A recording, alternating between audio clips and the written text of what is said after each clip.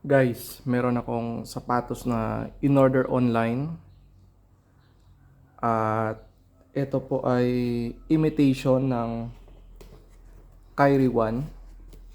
So, titingnan po natin if sulit yung kanyang presyo. At nasa comment section pala yung link ng shop ng shoes na in-orderan ko. So, ito yung kanyang itsura. Ito yung strap. At ito yung kanyang shoelace. Pero kung titingnan nyo guys, sobrang ganda. Grabe yung pagkakagawa. Ito may logo na kamukha lang, no? Kamukha lang ni Kyrie na logo.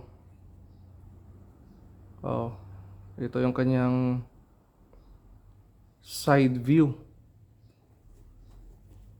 Ito may logo rin siya ni Kyrie, pero parang hindi Kyrie, no?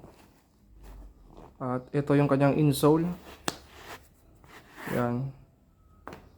Ito guys yung kanyang loob.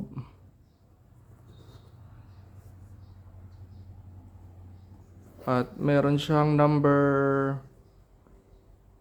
11. At ito guys yung kanyang box. Ito lang. At malaki yung kanyang sizing dahil hindi po siya original. At kung makikita nyo po yung kanyang price, magugulat kayo sa kanyang presyo. At ito yung kanyang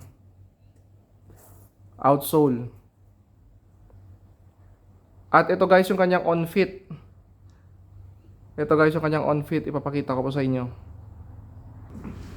Ito na siya guys. Tingnan nyo, pag malayo parang urig siya. Parang hindi halata na imitation.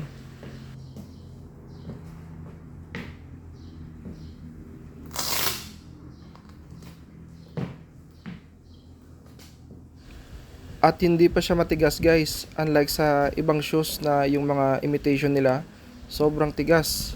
Ito, sakto lang.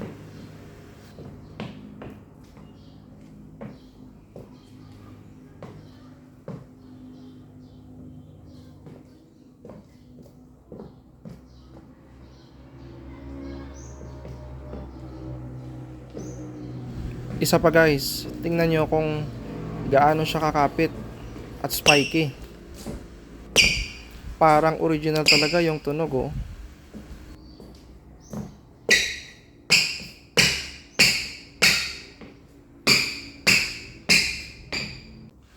Ito, malapitan, pero parang hindi mo talaga mahahalata na imitation lang siya.